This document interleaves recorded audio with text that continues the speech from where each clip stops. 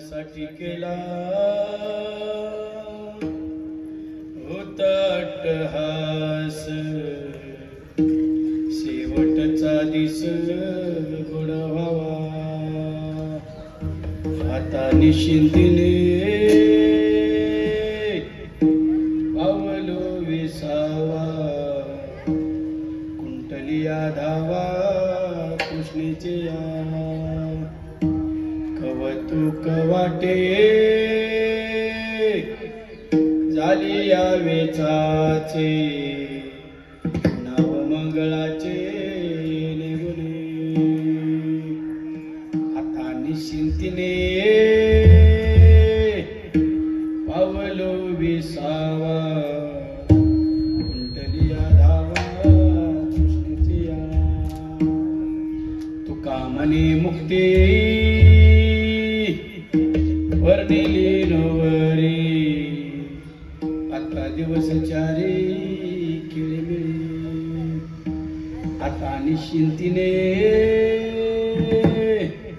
पावलो विसावा, कुंटलिया धावा तृष्णेचे या, समचरण सरोजम सान्द्रनीलाम्बुदाभं जगन्निहित पाणी मंडनं मंडनानं, तरुण तुलसीमाला कंदरं कंजनेत्रं, सदैवनाथं विठ्ठलं चिन्तयामि। पांडुरंगाक रे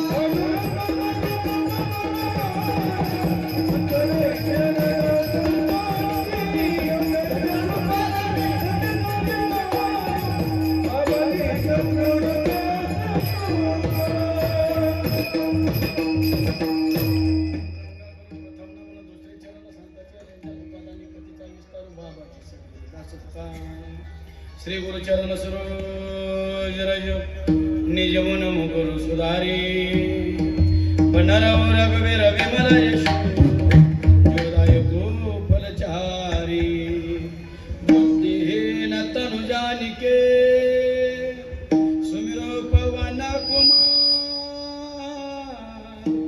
बल बुद्धि विद्या देव मोय हनु कले हे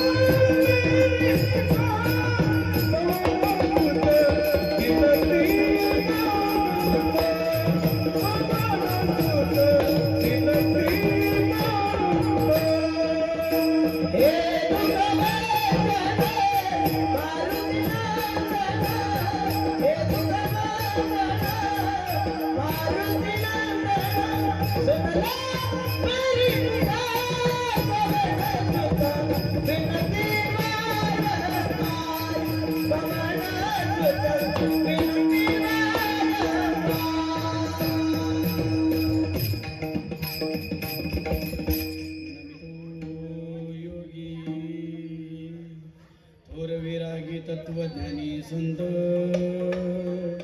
तो सत्कविवर गुरु ज्ञानदेव भगवंत. आवाज लयच कमी हो माझा, त्यांना जास्त मला कमी आहे, लयच कमी.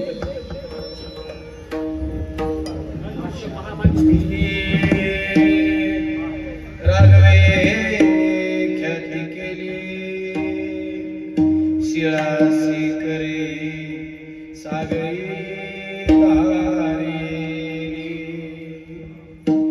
भव सिंधुशी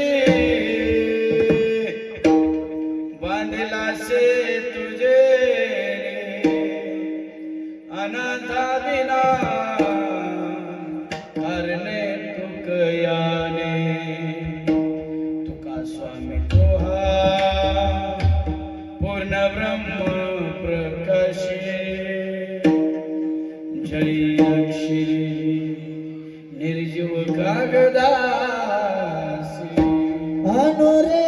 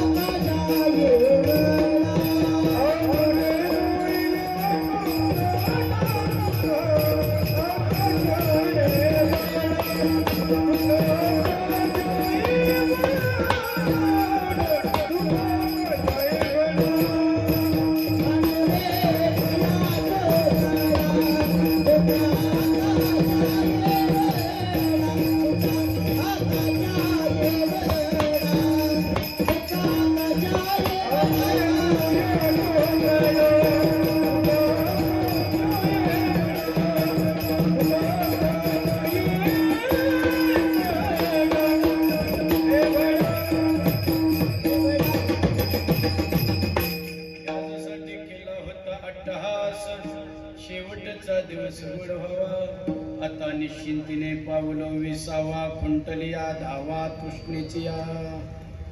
प्रस्तुत प्राप्त ठिकाणी प्राप्त प्रसंगी आपल्या मौजे किकली तालुका वाई जिल्हा सातारा या ठिकाणी कैलासवासी नंदकुमार बाबराव बाबर, आपण सर्वजण त्यांना आदराने आबा म्हणायचो.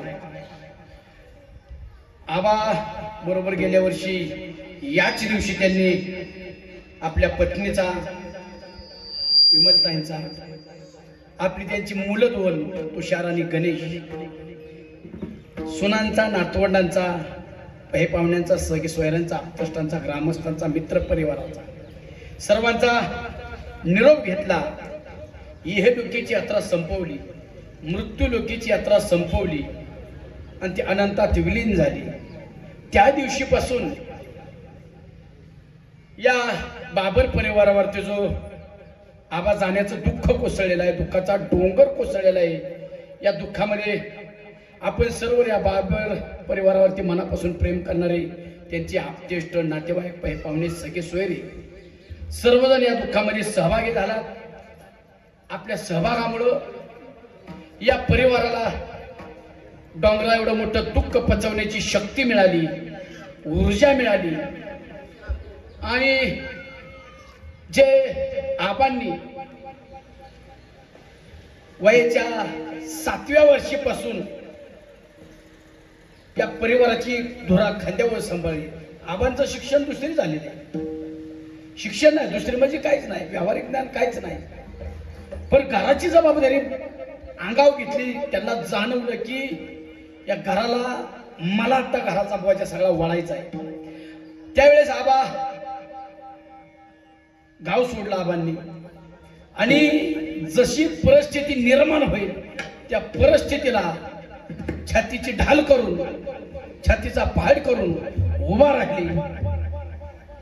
प्रपंच वाढवत असताना, संसार वाढवत असताना त्यांनी हॉटेलमध्ये काम केलं. दिशा उचलण्याचं, लहान मुलाला कोण काम देतं? दिशा उचलण्याचं काम केलं. नंतर ड्रायव्हिंग शिकले. अहोरात्र ड्रायव्हिंग केलं दुसऱ्याच्या गाडीवरती. फक्त एकच डोक्यात होतं, माझ्या माग माझा परिवार आहे आणि तो माझी काहीतरी अपेक्षेने वाढ बघतोय. आबाच्या डोक्यात हित होतं, या मुलांसाठी, पत्नीसाठी, या परिवारासाठी मला काहीतरी करून जायचंय. खडतर प्रवास केला. ड्रायव्हिंग करत असता असता नंतर स्वतःची छोटीशी गाडी घेतली. एका गाडीची 2 गाड्या झाल्या, 2 गाडीचे 4 झाले, 4च्या 8 झाल्या, 8च्या 10 झाल्या, 10च्या 20 झाल्या, 20च्या 40 झाल्या गाड्या. आबांना असं वाटत होतं, आता मी कष्ट केलं, आता मला त्रास झाला तरी चालेल, पण माझी मुलं आता हाताला आलेली आहेत. आता मुलांच्या काळात मी सगळं सोडणार, नुसता सुखाने भगवंताचं नामचिंतन करत असणार, सुखात आनंदात जीवन घालवणार. परंतु नियतीला हे बघवलं नाही. आबांचं सुखात बसून खाण्याचा दिवस आणि तो निरोप आला, आबा तुम्हाला थांबता येत नाही, निघायचंय. आणि बरोबर गेल्या वर्षी याच दिवशी आबांना सगळ्यावरची तुळशीपत्र सोडून इथनं निघावं लागलं. आणि कसं आहे माहिती का, जसं आबा गेलेले पुढं, आता आबा गेलेले, तसं आपल्याला सगळ्यांना एकाला त्यांच्या मागे जायचंच आहे. कोण किती दिवस थांबणार आहे मला पण सांगता यायचं नाही, पण जाणं मात्र निश्चित आहे, ध्यानात असू द्या. कारण देहाची या गावा आली या, जन्म मृत्यूच्या सोहळी या, ना म्हणू नये धनंजया जियापरी. माणसाच्या आयुष्यामध्ये 2 सोहळा महत्वाचा आहेत. त्यातला पहिला सोहळा आहे आपल्या जन्माचा. त्या सोहळ्याला आपण सर्वजण हजर होतो. जन्माच्या सोहळ्याला सगळेजण हजर होतो. एक सोहळा दुसरा आहे तो म्हणजे मृत्यूचा. आणि मृत्यूचा सोहळा बघण्यासाठी आपण कोणीच हजर नसणार आहे. स्वतःच्या मृत्यूचा सोहळा हजर नसणार आहे. ऐका, महाभारतामध्ये पांडव वनात गेल्यानंतर फिरत असताना त्यांना तहान लागली. धर्मराजांनी सांगितलं, इथं पाणी कुठं भेटतंय का बघा. मग पहिल्यांदा सहदेव गेला पाणी आणायला. तहानीने जीव व्याकुळ झाला होता. पाणी प्यायची तीव्र इच्छा झाली होती. समोर एक तळ दिसलं, त्या तळ्यावरती गेला. तो तळ्यात पाणी प्यायला लागला तेव्हा तिथं ते तळ यक्षाच्या मालकीचं होतं. यक्षाच्या. त्यांनी सांगितलं, तू कोण आहे ते मला माहित आहे, पण तू थांब, हे तळ माझ्या मालकीचं आहे, हे जेव्हा माझी मालकी, माझा हक्क आहे. मी काय प्रश्न विचारील त्याची उत्तर दे आणि मगच पाणी पी. पण नकुल पुरुषार्थी होता, तो योद्धा होता. तो म्हणला, तू कोण आहे मी तुला ओळखत नाही, आता मला तहान लागली, मी अगोदर पाणी पिल आणि नंतर तुझ्या प्रश्नाची उत्तर देईल. तो म्हणत होता, पिऊ नको, तू इथं मरून पडशील, यक्ष म्हणत होता. सहदेवाने ऐकलं नाही, पाणी पिला, मरून पडला. सहदेव काय येत नाही म्हणून नकुल शोधायला गेला. नकुलाची तीच अवस्था झाली. यक्ष म्हणत होता, थांब, माझ्या प्रश्नाची उत्तर दे. तो योद्धा होता, म्हणला, मी आधी पाणी पिणार, तू मरून जाशील, आधी पाणी पिणार, बघणार नाही. तो त्याची अवस्था झाली. नंतर अर्जुन गेला, अर्जुनाची तीच अवस्था झाली. भीम गेला, भीमाची तीच अवस्था झाली. 4 भाऊ पाण्या नाही गेलेले, माघारी अजून काही येत नाहीत. बराच वेळ वाट पाहिली. नंतर मग धर्मराजा गेली. धर्मराजाला त्या तळ्यापाशी गेले, पाणी प्यायला उतरले आणि परत यक्षाने आवाजाला, थांब, हे तळ माझ्या मालकीचं आहे. मी काय तुला प्रश्न विचारीन त्याची उत्तर दे. तुझ्या भावांना मी तसंच म्हणलं होतं, माझ्या प्रश्नांची उत्तर दे. त्यांनी दिली नाही, ते मरून पडलेले. जर माझ्या प्रश्नाची उत्तरं दिली तरच पाणी पी, आणि जर मी विचारलेल्या प्रश्नाची बरोबर उत्तरं दिली तर ह्यातली कुठली तरी 4 पैकी 2 मी जिवंत करीन. कुठली तरी 2 जिवंत करीन. तो म्हणला, कुठली करायच्यात पहिल्यांदा जिवंत? कुठली जिवंत करू पहिल्यांदा? धर्मराजा म्हणला, भीम अर्जुन मेले तरी चालतील, पण माझे नकुल सहदेव जिवंत का? का असं केलं? असं भीमन अर्जुन तर धर्मराजाचे सख्य भाव होते आणि नकुल सहदेव सावत्र भाव होते. ह्यांनी का तसे म्हणले असतील? मी ही माझी 2 भीम अर्जुन मेले तरी चालतील, पण नकुल आणि सहदेव जिवंत कर. त्याचं एक कारण सांगितलं, माझ्या आईला म्हणजे कुंतीला ही दोघं नसली तरी मी आहे, पण माझ्या आईला, दुसऱ्या सावत्र आईला, मात्रीला ही नसली तर कोणीच नाही, म्हणून मी ती मागणी केली. करतो, ठीक आहे, 4 जिवंत करतो म्हणजे, पण माझ्या काही प्रश्नांची उत्तर दे. त्यावेळेस 100 प्रश्न, 130 प्रश्न येतात, 120. ऐका, एकच प्रश्न तुम्हाला सांगतो. यक्षाने त्याला विचारलं, धर्मराजाला, जगाच्या पाठीवरती सर्वात विशेष असं काय आहे? जगाच्या पाठीवरती सर्वात विशेष असं काय आहे? धर्मराजाने उत्तर दिलं आहे का? माणूस जन्माला येतो, जन्माला आल्यानंतर सर्व सृष्टीवरचा व्यवहार बघत असतो. एखाद्या घरातली व्यक्ती मरण पावली, समजा आपल्याच गावातली, तर चिखलीतली एखादी व्यक्ती मरण पावली, त्या ठिकाणी अख्खं गाव जमतं, बरोबर आहे? अख्खं गाव जमतं. काय लोक बसलेले असते ते बाजूला, चर्चा करत असतात, तो कसा जगला, कसं आयुष्य होतं, ही चर्चा करत असतात. काय लोक जी मेलेलं आहे, मृत्युमुखी पडलंय, त्याच्या छातीवरती डोकं आपटून रडत असतात. बरोबर आहे का?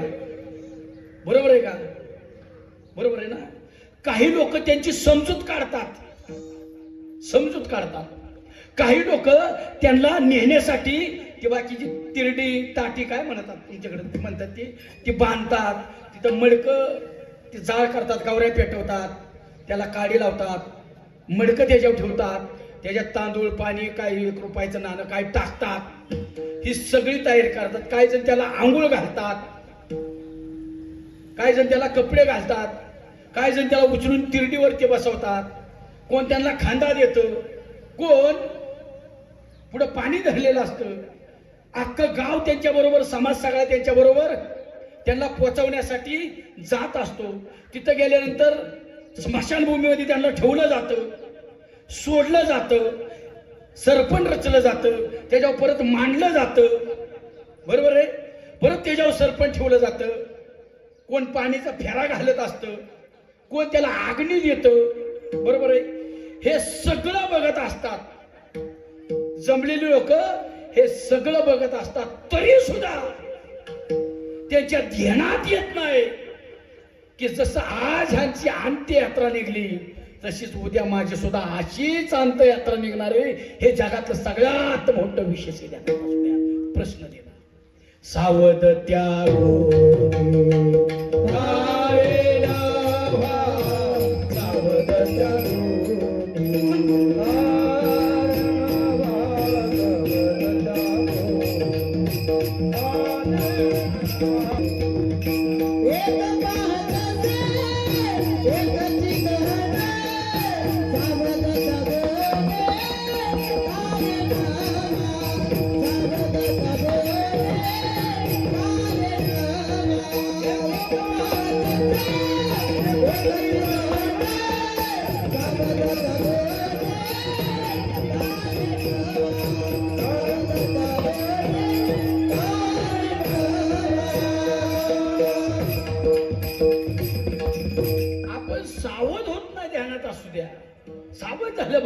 एक दिवस आपल्याला सगळ्यांना हितला निरोप घ्यायचा आहे आणि आहे त्या परिस्थितीत निरोप घ्यायचा आहे.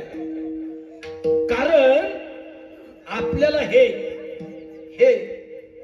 कुणाचं तरी उष्ण आणलेलं आहे, ह्याचा कोणतरी मालक आहे ध्यानात असू द्या. हे पंचमहाभूतांचं उष्ण आणलेलं आहे आणि ह्याचा काळ मालक आहे आणि याच्यावरती देवाची सत्ता आहे ध्यानात असू द्या. आणि काळ असा आहे, काळ सांगून कधीच येत नाही. आपल्याला सगळ्याला जर भीती कशाची असेल, कशाची असेल, जास्तीत जास्त तुम्हाला कशाची भीती? दुष्काळ पडेल ह्याची भीती आहे, दुष्काळ पडेल भीती आहे, घर कसं चालेल ह्याची भीती आहे, घरात आता उद्या खायला काय नाही, आज सगळे उपाशी मारत्याला उद्या ह्याची भीती तुम्हाला आहे का? आहे का? पुढच्या वर्षी कसं होईल, पाऊस नाही पडला ह्याची भीती आहे. भीती सगळ्यात मोठी कशाची? मृत्यूची भीती, मृत्यूची भीती ध्यानात असू द्या. मग काळाने म्हणजे पंचभूतांचे उष्ण दिलंय ना, हे तुम्हाला कसं वापरायचं ह्याचं स्वातंत्र्य दिलंय. कसं वापरायचं ते तुम्ही ठरवा, त्याचं स्वातंत्र्य आहे तुम्हाला. हे तुम्ही हातात टाळ घेऊन भाजनासाठी पण वापरू शकता, हे हातात टाळ घेऊन भजनाला पण वापरू शकता आणि देवळात बसून पत्ते खेळायला सुद्धा वापरू शकता. हे देवाच्या चरणी मुखाने भजन करण्यास सुद्धा घालवू शकता आणि नको ते खाण्यास सुद्धा घालवू शकता. याचं स्वातंत्र्य दिलंय तुम्हाला, पण मुदत दिलेली नाही. मुदत दिलेली नाही. मुदत एकदा आली संपली त्याची. समजा तुम्ही कारखान्यावर गेलाय, भुईंच्या कारखान्यावर, रातच्या 2 वाजल्या, त्या भुईंच्या कारखान्यात गेलाय, रातच्या 2 वाजल्या, त्या धोधो पाऊस पडतोय आणि तुम्ही एकटच आहे आणि तिथं तुमची मुदत संपली. तो मालक आहे तर असा विचार करत नाही रातच्या 2 वाजल्यात मरणाचा पाऊस पडतोय, ह्याच्या जवळ घरातलं कोणीच नाही, ह्याची दया माया त्याला नाही अजिबात. तो तिथंच उचलणार. मृत्यूने म्हणे हा क्रूर, की मृत्यूने म्हणे हा झुंजार, मृत्यूने म्हणे हा संग्रामशूर समर. त्याला कुणाचं काय देणं घेणं नाही. किंवा असा बाहेर काढतो आपल्याला, त्यातनं हे सोडावं लागतं सगळ्याला आणि हे सोडण्यासाठीच आहे ध्यानात असू द्या. मग मला सांगायचंय, आपण या ठिकाणी कुठनं आलोय, कशासाठी आलोय आणि परत कुठं जायचंय हे तुम्हाला कळलं पाहिजे. आता मी सगळ्याला परत प्रश्न करतो, या ठिकाणी तुम्ही कुठनं आला?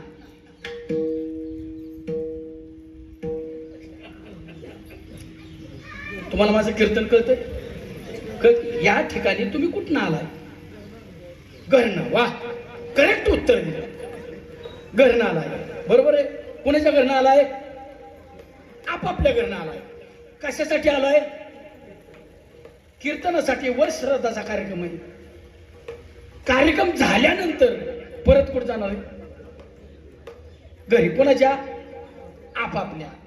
समजा कार्यक्रम झाल्यावर सुद्धा तुम्हाला असं वाटलं बाबर परिवाराच्या चांगली व्यवस्था होऊ शकते, मग अजून 2-1 महिने ह्यांच्या घरात आपण सगळ्यांनी थांबावं अशी तुमची इच्छा झाली, ही बाबर कुटुंबातली लोक तुम्हाला इथं थांबून देतील का? 2 महिने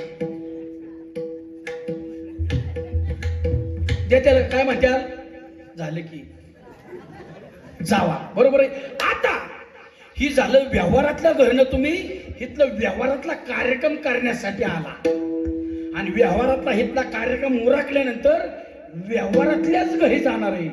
तसं मुख्य मुख्य मुख्य आपण कुठून आलोय? दुरून आलो मी तू काय नगर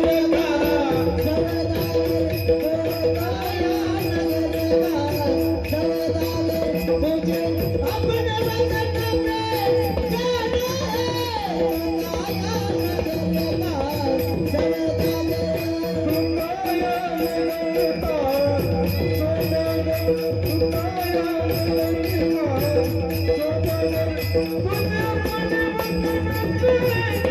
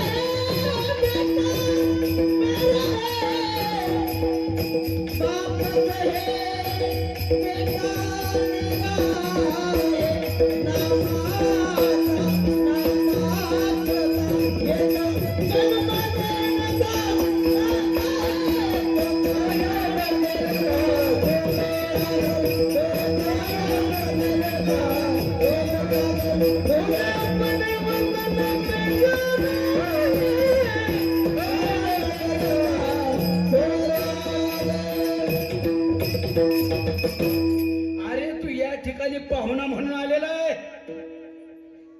ही नगर आहे मोठं ही, आणि ह्याच्यात तू पाहुणा म्हणून आलेला आहे. आणि पाहुण्यानी लय दिवस पाहुण्याच्या दारात थांबायचं नसतं. आता मी तुम्हाला विचारतो, माणसाने मेलं पाहिजे का नाही मेलं पाहिजे? बोला की मेलं पाहिजे. कारण ऐका, पाणी देऊ नका दादा अजिबात पाणी देऊ नका. कीर्तन लय व्हायला काय त्रास नाही ना? पाणी अजिबात, पाणी कीर्तनच कुठं. ऐका नका देऊ. ऐका, माणसाने मेलं पाहिजे का नाही मेलं पाहिजे? मेलं पाहिजे. कारण एसटीतली आतली खाली उतरल्याशिवाय नव्यांना बसता येत नाही. जुनी उतरल्याशिवाय नव्यांना बसता येत नाही. मग मेलं पाहिजे कुणी, नव्यानी का जुन्यांनी? बोला की. उत्तर त्या लगेच मारणार नाही, पण घाबरून पण जाऊ नका. मारणार तर नक्की आहे. मी म्हणलो म्हणून तुम्ही वाचणार नाही, किंवा मी म्हणून तुम्ही मारणार नाही. नव्यांनी मेलं पाहिजे का जुन्यांनी? जुन्यांना मर वाटतंय का? जुन्यांना मर वाटतंय का? मर वाटत नाही. कुणाची इच्छा नाही मारावं म्हणून. ऐका, असं मर म्हणलं तरी आई कधी लगेच म्हणते की बाबा तू अभद्र बोल नको, चांगलं बोल ना. असलं का अभद्र बोलतो? म्हणजे मर नावाचा बोल सुद्धा सहन होत नाही. मर हा बोल न साहती आणि मेलिया तरी लढती, परी आष्टे जात न गलती गहीजपणे. मर नावाचा बोल सहन होत नाही, पण जावं लागतं. ध्यानात असू द्या, जायचंय आपल्याला. आलोय तिथनं कार्य उरकायचंय आणि परत आलोय तिथंच जायचंय, तवा सुट काय. ऐका, मग सृष्टीचा नियम असा आहे. सृष्टीचा नियम असा आहे, तुम्ही शेतकरी सगळी, सृष्टीचा नियम आहे. मागचं पाणी नेहमी पुढच्या पाण्याला पुढं ढकलतं का? ढकलतं का? मागचं पाणी पुढच्या पाण्याला पुढं ढकलतं. सृष्टीचा नियम आहे. आणि संसाराचा नियम आहे, येणारी नवी पिढी जुन्या पिढीला, बरोबर आहे, जो वडून बाहेर काढायच्या किंवा ढकलून द्यायच्या आधी बाहेर निघाला तो शहाणा बरं का. जो पाय राहून तिथंच बसला ना, वडून काढते. नियम आहे ही. तुम्हाला वाटेल ही इतकं का कडक बोलतोय, म्हणजे हातनं सुटका नाही, ध्यानात असू द्या. मग ऐका,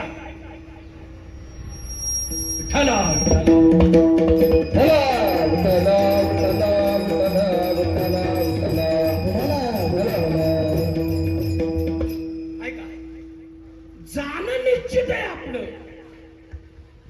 आपलं समाधान झालेलं नाही. ऐका, आपण आलोय कशासाठी?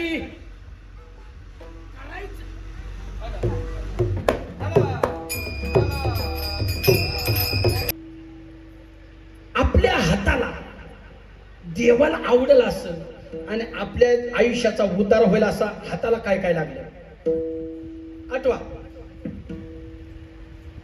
याव का तुम्हाला असं वाटत असेल मी हितय आणि कसा वागलो तरी चालेल, मला कोणी विचारणार नाही, या भ्रमात राहू नका तुम्ही. हे सोडलं ना तो खासदार असू द्या, करोडोचा मालक असू द्या, नाहीतर रस्त्यावरचा भिकारी असू द्या, एका वळीत उभा करतात. त्या दिवशी मेलेली सगळी, त्या दिवशी मेलेली सगळी एका वळीत उभा करतात आणि त्याला विचारतात, उठ उठ, यमाचे किंकर आहे का, उठ. यमदूत उभी करतात. तुला माणूस म्हणून खाली पाठवला होता, काय म्हणून, माणूस म्हणून पाठवला. तुला हात दिलत का, हात द्यावाने हात दिलत का, हो दिलत की. मग ते वापरलं कशासाठी, काय संसारासाठी वापरलं. ज्या देवाने हात दिलं त्याचं कधी टाळी वाजून भजन केलं का. माझे ते ध्यानात नाही, रपाटच लगेच त्याला मारिती गोडीत गोडीत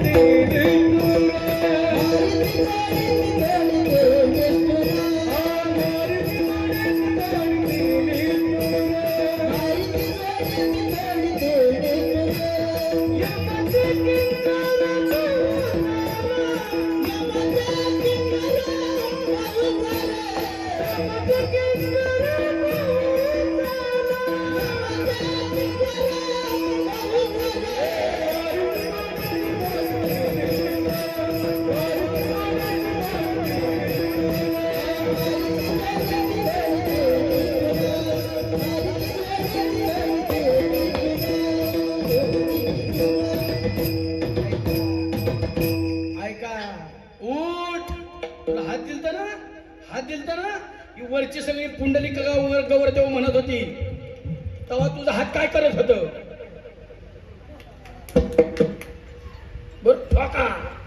परत उठ, तोंड दिल का, तोंड दिल हो दिल की, त्याचं नाम चिंतन केलं का.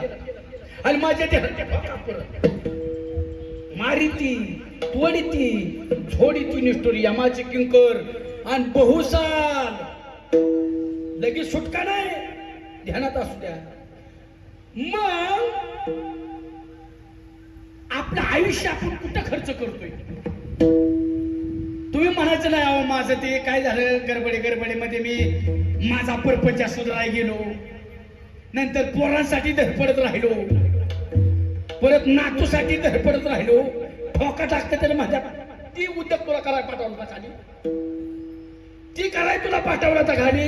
त्याची काळजी करणारा तू होता ना. ज्यांनी जन्माला घातलं तो काळजी कर. तू का उद्योग वाढवून बसला, तू तुझी सुटका करून घेण्यासाठी काय करून घेतलं. इतकं मारत्यात, इतका त्रास होता. मग आता तुम्ही जे हे करताय ते सगळं तुमचं आयुष्य गेलंय ना, आतापर्यंत सगळं मातीत गेलंय. सगळ्याच काही करा तुम्ही, सगळ्याच आयुष्य मातीत गेलंय, मातीत. कारण तुम्हाला असं वाटत असेल मेल्यावर सुटलो, अजिबात नाही. तुमचं ह्या जीवनातला प्रवास थांबला, पण नवा प्रवास परत चालू झाला. हे सोडल्यानंतर आपण दुसऱ्या देहाचा आधार घेतो.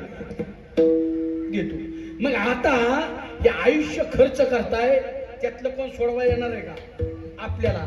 ज्यांच्यासाठी रात्रीचा दिवस करताय सोडवा येणार अजिबात नाही. कारण आपला त्यांचा मूळ म्हणजे संबंधच नाही. काय हे तुमचं किकली गाव म्हणजे एक रेल्वे आणि किकली गावातली सर्व घरं त्या रेल्वेचं डब आणि त्या घरातली सगळी जण आपण प्रवासी आहोत, प्रवासी. त्यामुळं तुमची पत्नी असेल, वडील असतील, आई असेल, मुलं असतील, मुली असतील, आपण सर्व त्या डब्यातले प्रवासी आहोत. त्यांचा आपला संबंध नाही. काय काही संबंध नाही. फक्त प्रवासात आपल्या गाठी भेटी पडलेल्या आहेत, पण आपण उलट समजून बसतो की माझी आहेत, आपली नाही.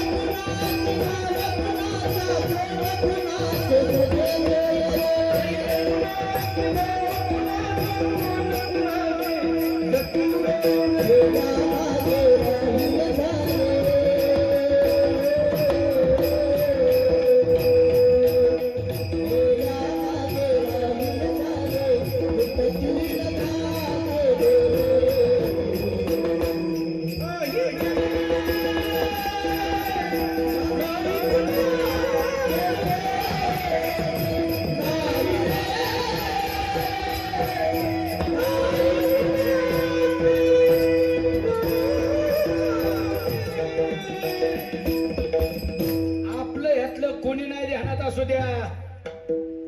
पोर पोर तुमचीत का? ए बोला की तुमची का? ती तुमची नाही, ती तुमच्या पासून झालेली आहेत. तुमची नाही ती. तुम्ही शाळेत गेलता का? सगळी शाळा शिकला का? थोडी तरी तुमची परीक्षा झाल्यावर मार्क लिस्ट येतं. मार्क लिस्ट हातात. तुमच्या पोरांची परीक्षा झाल्यावर पालकांची सही आणायला येतात का? सही करायला पोरं आणतात का घरी? त्या सर्टिफिकेटवर कुणाची सही लिहिलेलं असतं? कुणाची? पालकाची का मालकाची? पालकाची लिहिलेली असते ना, मालकाची नसतं ना. ह्याच्यावर तरी डोक्यात घ्या ना, आपण त्यांचं पालक आहे का मालक आहे? आपण त्यांचे फक्त पालक आहे, मालक नाही. मालक तो आहे सगळ्यांचा. जर तुम्ही मालक असाल तर तुमचं कुटुंब अडचणीत सापडलं तर त्याला तुम्ही वाचवू का शकत नाही? कारण आपण त्याचा मालक नाही, वाचवू शकत नाही. ऐका, मग आपला 8 तास कशासाठी चाललाय? ह्या नश्वर गोष्टी मिळवण्यासाठी. नश्वर गोष्टी मिळवण्यासाठी. पण तुकोबरायांचा 8 तास ऐका. काय जीसीबी चालला काय तिकडे? ह्याचाच आहे. जनरेटरचा आवाज आहे. ऐका, तुकोबरायांचा 8 तास ऐका. तुकोबराय आले, भगवंताने पाठवलं, त्यांच्या इच्छेने आले, थांबले, संसार केला. संसार भोगून या त्यागीला. ऐका, पण नंतर लक्षात आलं यातलं मला सोडवण्यासाठी किंवा माझ्या उपयोगाचं काहीच नाही. मग त्यांनी काय केलं? ऐका, त्यांनी हातात चिपळ्या घेतल्या, विना घेतला आणि रोज त्या भगवंताचं नामचिंतन चालू केलं. ऐकताय ना तुम्ही?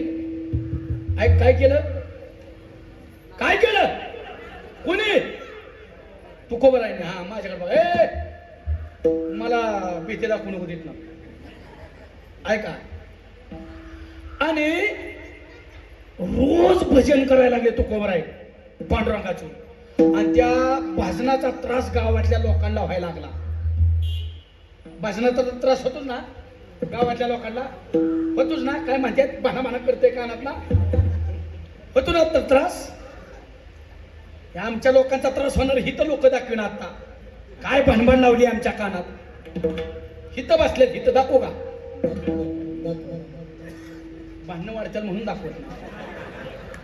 ऐका, आणि गावातली लोक पाटलाकडे आली आणि पाटलाला सांगितलं, पाटील आम्ही गावात थांबत नाही, गाव सोडून निघून जातो.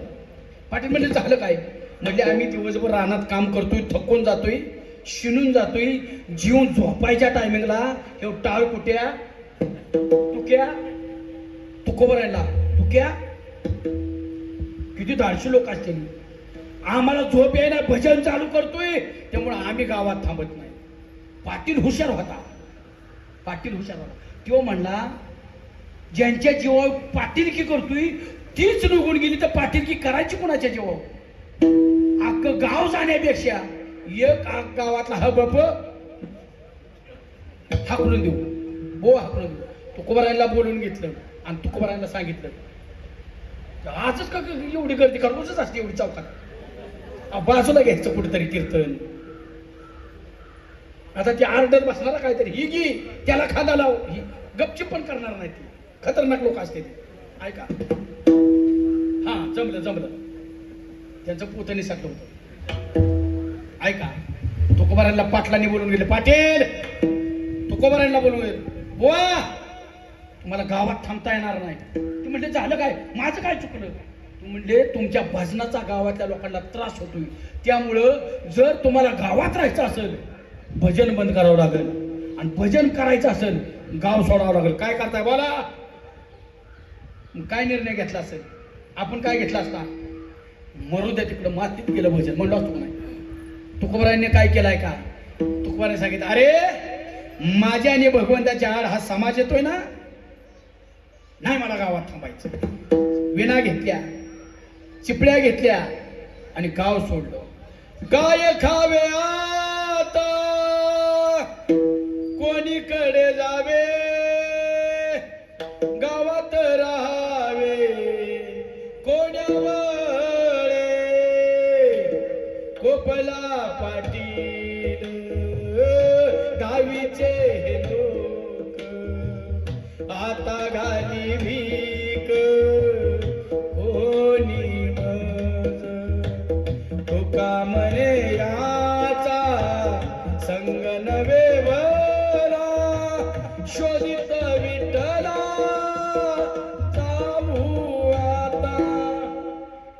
चिपळ्या हातात घेतल्या, विना हातात घेतला आणि सोडलं गाव. रोज एका डोंगराव भाषणाला जायची, रोज कधी भांडाऱ्याव, भामचंद्राव, घोराड्याव रोज जायची. रोज भाषणाला, आणि घरी सांगून जात नव्हते. पण तुम्हाला सांगतो, तुम्हाला सगळ्यांना, तुकोबाईची पत्नी, तिचं नाव जिजाबाई, ज्या वेळेस घरात नांदाय आली ना, ऐका बारकाने ऐका, ज्यांना काय कळत नाही ते अजून मोबाईल मध्ये घरात आणले, ती मोबाईल मध्येच आहे. म्हणजे काय ही चाकते ती कशासाठी? मोबाईल साठी. ऐका, तुकोबारायांची पत्नी तुकोबारायांच्या संसारात आल्या ती सावकाराची मुलगी होती. सावकाराची 3600 एकर तिचा ऊस होता. 3600 एकर आबाजी गुळव्यांची मुलगी होती. ज्यावेळेस तुकोबारायांच्या आयुष्यात नांदा आलेला तुकोबारायांच्या घरी, तेव्हा गौराईसारखी नटून आलती, सोनेरी मडून, अंग भरून सोनं होतं, अंग भरून सोनं. गौराईसारखी नटून आली होती. किती सोनं होतं? अंग भरून. पण 5-7 वर्षात काय संसाराला नजर लागली, लंकेची पार्वती झाली. फुटका मणी हो तिच्या गळ्यात राहिला नाही जिजाबाईच्या, फुटका मणी. पण तिचा नियम असा होता, नवरा जेवल्याशिवाय, तुकोबारा जेवल्याशिवाय ती माऊली जेवत नव्हती. आता तुम्हाला साधा प्रश्न करतो, तुमचा बाप काय 3600 एकर ऊस नाही बापाचा तुमच्या? थोडाफार आहे. आणि गौराईसारखी नटवून तुम्हाला पाठवणार नाही. समजा 10 तोळं तुमच्या बापाने तुमच्या अंगावर घातलं आणि 4-2 वर्षांनी तुमच्या मालकाला गरज पडली, त्यातली 2 तोळं घाण ठेवायच्या पोराच्या फीसाठी, धरून चाला. त्यातलं 10 तोळ्यातलं त्यांनी 2च तोळं मागितलं, अख्खं सोनं नाही. तुम्ही तोंड कशी करचाल?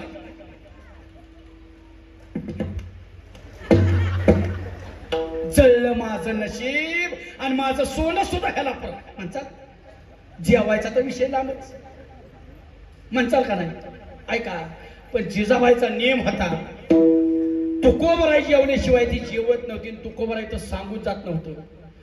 डोक्यावर लोट टोपलं घ्यायचं, टोपलं भाकरी टाकायची, त्याच्यात भाकरी ताक मागून आणलेलं कोणाच्या ताकाचं गाडगं, कळशी पाण्याची. त्या डोंगराव जायच्या, भामचंद्राव जायच्या.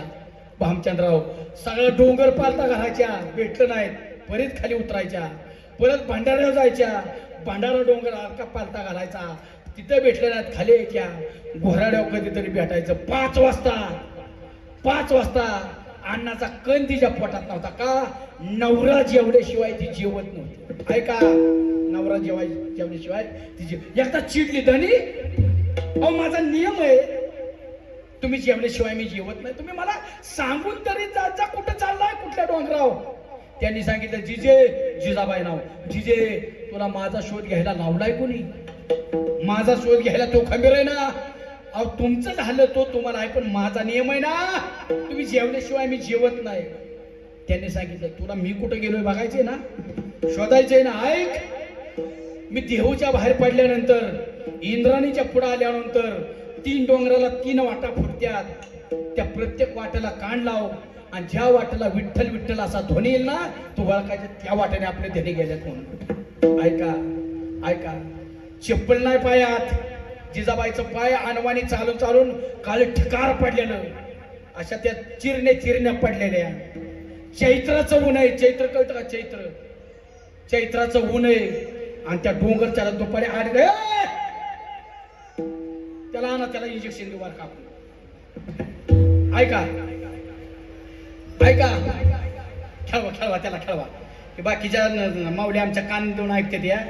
ऐका, चालून चालून पायाच्या ठिकऱ्या झालेल्या, पाय काळ ठिकार पडलेलं, घट पडलेलं, पाय चपला अनवाणी. आणि चैत्राचं ऊन आहे, उन्हाळ्यात चैत्राचं ऊन का? मे महिना. हा दुपारच्या 2:30 वाजल्यात, दुपारच्या 2:30 वाजल्यात आणि डोंगराने चालल्या जिजाबाई. आणि त्या 2:30च्या उन्हात पायाची हुळ चालली या. आणि त्याच वेळेस पायात निवडणुकाचा काटा खाचकीन घुसला. जी घुसला जिजाबाईला भोवळच आली. खालीच डोक्यावर टोपलं सुद्धा पडलं. पाण्याची कळशी सांडली, इतक्या लांबनं वाहून आणलेली, ताक सांडलं, खालीच बसली. आणि वर पाठ केलं, वर शिव्या द्यायला सुरुवात केली. अरे देवा, अरे अजून किती वाटोळं करतील आमच्या संसाराचं? सांग ना, अजून तुला आमचा संसारच बघावला नाही, किती वाटोळं करतील? ह्यो आवाज तिथं डोंगरात नाही थांबला, वैकुंठात गेला, वैकुंठात. ऐका, देवाला घामच फुटला. अरे माझ्या भक्ताची बायको माझा धावा करते आणि मी जाऊ नये. ऐका देवाने काय केलं, ऐका. 15 वर्षाचा झाला देव, 15 वर्षाच्या पोराचं रूप घेतलं. बाळवेश घेऊनी या श्रीहरी भेटला, विधीचा जनिता तोची आठवा दिला.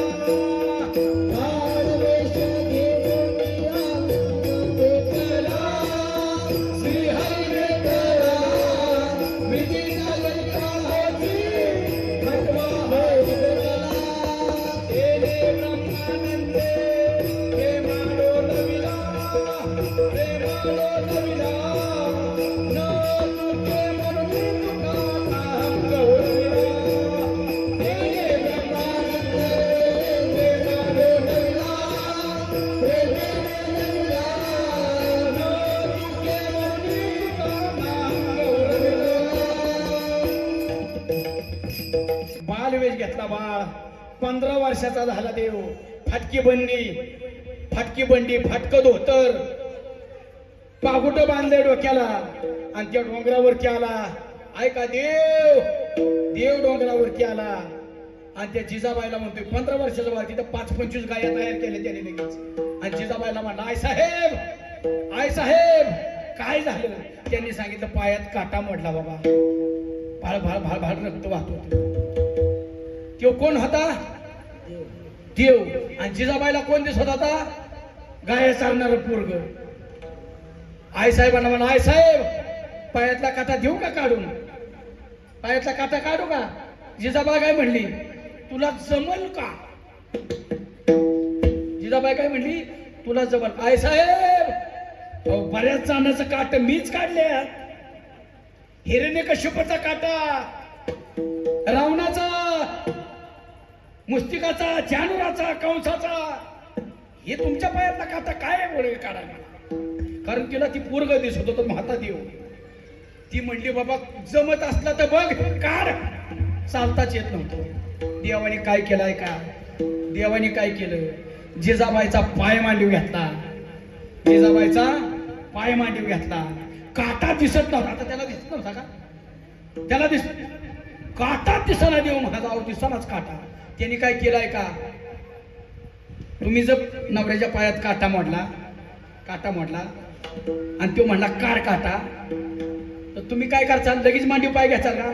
त्याला काय म्हणचाल? आधी धुवून ये. कुठनं बोंबलत फिरून आला चित. पण देवाने काय केलं? मांडीव पाय घेतला, मांडीव.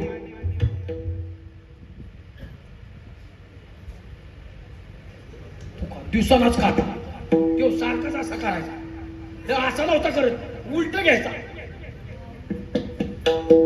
देवाईची राज चरणात मागे, देवाईची राज चरणात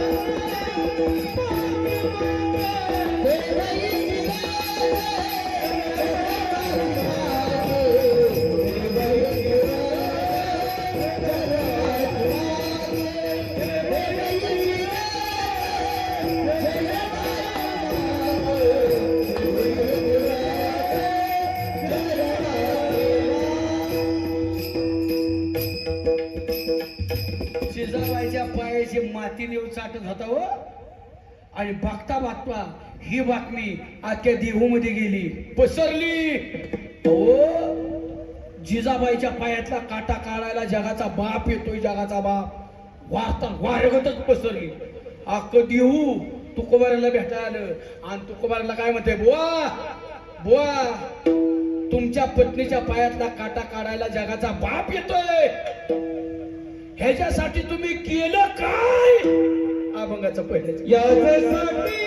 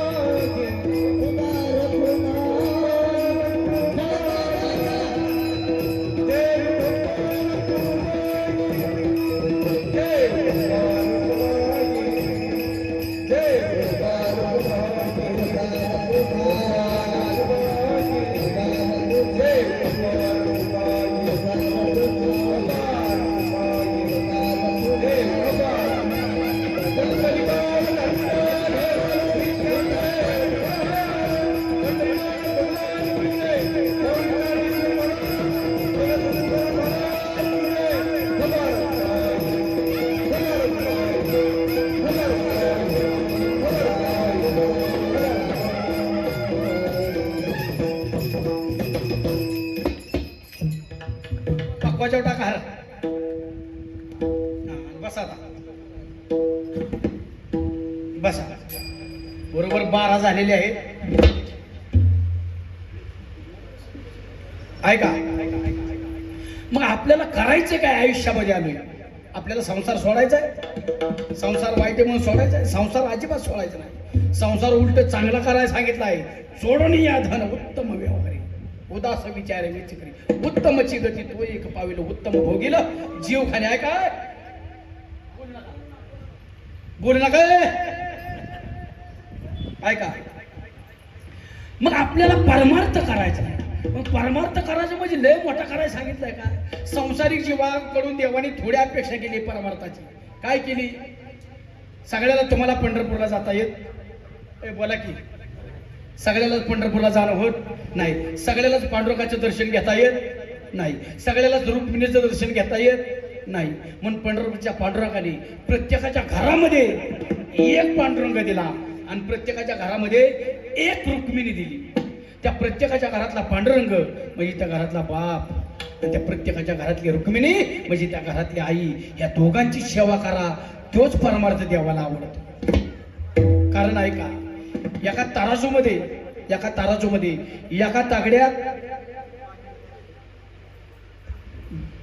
एका तागड्यात आईबापाला टाका. माझे ऐका, घ्या बाजूला या दादा. ते काय होते, गाव पण असं जीन पाहुण्याकडे त्याच्याकडेच बघत बसत येण्याकडे.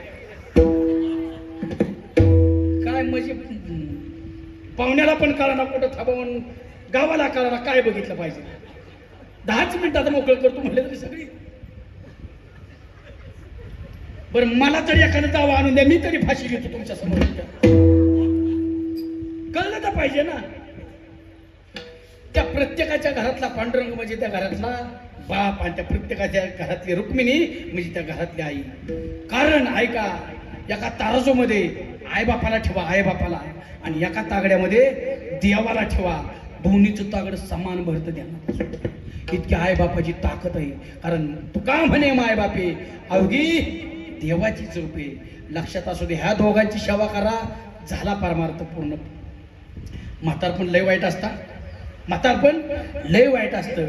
ते कुणाच्याच वाट्याला येऊ नये, पण सृष्टीचा नियम आहे, ते आल्याशिवाय राहत नाही. मग त्यावेळेस आपण करायचं काय? आपल्या घरात थकलेले वडील असतील, थकलेले आजोबा असतील, त्यावेळेस एकच काम करायचं. असं त्यांचा हात थरथर कापत असेल,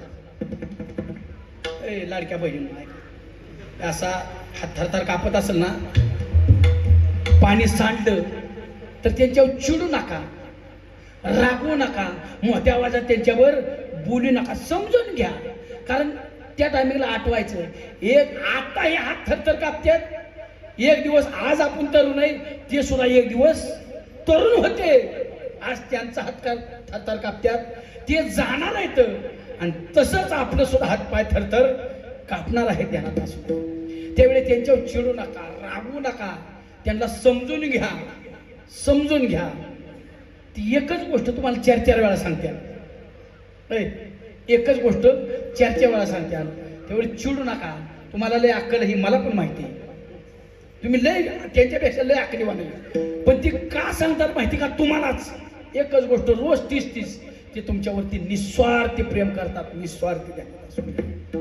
त्यामुळे ते सांगतात. त्यामुळे त्यांनी हाक मारली तर पुढे निघून जाऊ नका, ऐका, माघारी या. तुम्ही नका करू त्यांचं काम, ऐकू नका, पण त्यांचं बोलत्यात तेवढ्या पुरतं तरी ऐकून घ्या. जिवंतपणे त्यांच्या चेहऱ्यावरती हसू ठेवा, ध्यानात असू द्या. ते गेल्यानंतर तुम्ही किती मोठं श्राद्ध घालताय हे बघायला ते नाहीत व ते नाहीत, आणि ते जाणार आहेत. ते कायमचं थांबायसाठी नाहीत आले, पण त्यांच्या जाण्याची वाट बघू नका. त्यांच्या जाण्याची वाट बघून त्यांनी लय सोसले आपल्यासाठी. बाप तर असा आहे, बाप असा आहे, आपल्या घराचा बोजा वाढण्यासाठी एकटा लाडलाय तो समाजासंग, एकटा परिस्थिती सगळं एकटा लाडलाय, दारिद्र्य सगळं एकटा लाडलाय आपला बाप. ध्यानात असू द्या. आयुष्यभर तो नशिबाशी झटला, आयुष्यभर तो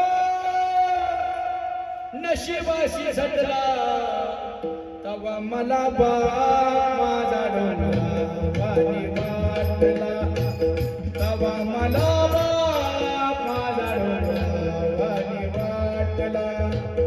नांगराचा संग ढेकळं उचलीत राहिला. आपला बाबा आपल्यासाठी ऐका, आपल्या बापाने आपल्यासाठी काय केलंय ऐका. नांगराच्या संग ढेकळ उचलीत राहिला, दारिद्र्याच्या जखमा कष्टाने शिवत राहिला. तळहाताचा पाळणा करून संसार पेलविला, संसार पेलविला. ऊनवार पावसात कधी नाही थकला, ऊनवार पावसात कधी नाही थकला. तवा मला बाप माझा डोंगरावानी वाटला, तवा मला बाप माझा डोंगरावानी वाटला. ऐका आपल्या बापाने आपल्यासाठी काय केलंय ऐका. दोन मनी फिरला, आपल्याला कधी बिना चप्पलचं त्यांनी चालून दिलं नाही. आपल्या बापाने त्यांनी फाटकी कपडे घातली, आपल्याला गावात त्यांनी कधी उघडे फिरून दिलं नाही.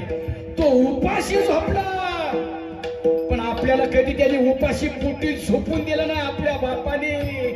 ऐका काया शरीरात घाम जिरवीत राहिला, काया शरीरात घाम जिरवीत राहिला. नेहमी पोटावरती हात फिरवीत राहिला, फाटलेल्या चपलीला घाली. आपल्या बापाने ऐका, आपल्या बापाने अनवाणी फिरला, पायाची आग होत होती त्याची आग, तो अनवाणी फिरला. अनवाणी पण आपल्याला कधी त्याने अनवाणी फिरून दिलं नाही. फाटलेल्या चपलीला घाली, सुतळी बांधुनिया, सुतळी बांधुनिया. भुकेचा वांग त्याचा कधी नाही फुटला, भुकेचा वांग त्याचा कधी नाही फुटला. तवा मला बाप माझा, तवा मला बाप माझा. हा बाप आहे ध्यानात असून द्या गड्या, हा बाप आहे. तुम्ही खरंच भाग्यवान आहात, खरंच. ज्याला हात नाही ना, ज्याला हात नाही ना त्याला जाऊन भेटा आणि त्याला विचारा हात नसलेल्याचं काय दुःख असतं. ज्याला डोळा नाही त्याला जाऊन भेटा आणि डोळा नसल्याचं काय दुःख आहे विचारा. आणि ज्याला आई किंवा बाप नाही ना त्याला जाऊन भेटा आणि त्याला विचारा आई किंवा बाप नसलेल्याचं काय दुःख आहे. तुम्ही भाग्यवान आहात गाड्यांनो, खरंच. त्याची आई जिवंत आहे ना, भाग्यवान आहात. तिच्या मांडीवरती आत्ता डोकं ठेवून झोपा. आत्ता म्हातारी असून द्यावं, तिच्या मांडीवरती आत्ता डोकं ठेवून झोपा. ज्याचा बाप जिवंत आहे ना, भाग्यवान आहात. त्याच्या आत्ता मिठी मारून घ्या त्याला आत्ता. कारण आयुष्यातनं ही दोन पात्र निघून गेली ना, सगळा समाज तुमच्या जवळ फक्त आणि फक्त स्वार्थासाठी जवळ येणार आहे. आई बाप निस्वार्थी प्रेम करतात, निस्वार्थी. सगळ्या सुनांना सांगतो, तुमच्या पायावर डोकं ठेवून सगळ्या सुनांना सांगतो, तुम्ही आता कुणाची तरी सून आहे ना, हाय ना, हाय ना आता कुणाची तरी सून. लय दिवसासाठी नाही बरं का, लय दिवसासाठी नाही, फक्त 25 वर्षासाठी तुम्ही कुणाची तरी सून, फक्त 25 वर्षासाठी. आणि 25 वर्षाचा काळ हा मानता कसा निघून जाईल ते तुम्हाला सुद्धा कळणार नाही. ध्यानात असू द्या. त्यामुळे आता आता बैल ताब्यात येईल, बैल तुमच्या ताब्यात येईल. उठ म्हटलं की उठतोय, बस म्हटलं की बसतोय बैल. म्हणून लय हुरळून जाऊ नका, हुरळून जाऊ नका.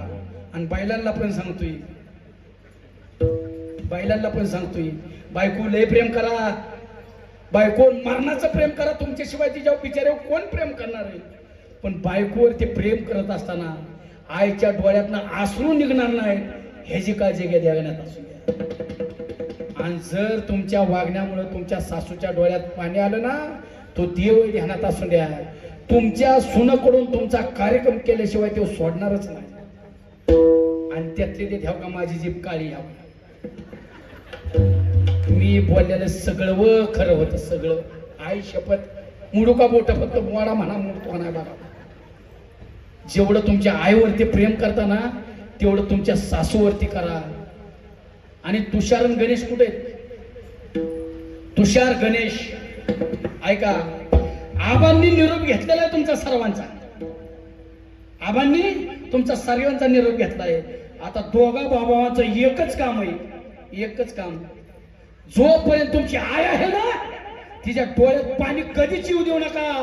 देवाच्या बापाची ताकद नाही तुमचं वाईट करण्याची ध्यानात असू दे. देवाच्या हेच परमार्थ ध्यानात असू द्या. हेच परमार्थ देवाला आवडतो. आणि तुकोबाराय सांगतात मी आयुष्यभर परमार्थ केला त्याचं फळ असं मिळालं. मला मुक्ती बायको म्हणून मिळाली, नवरी म्हणून. आणि बायको परत आयुष्यभर साथ सोडत नाही. त्यामुळे हितनं पुढचं दिवस माझं सगळं खेळी मिळी जाणार. अभंगाचं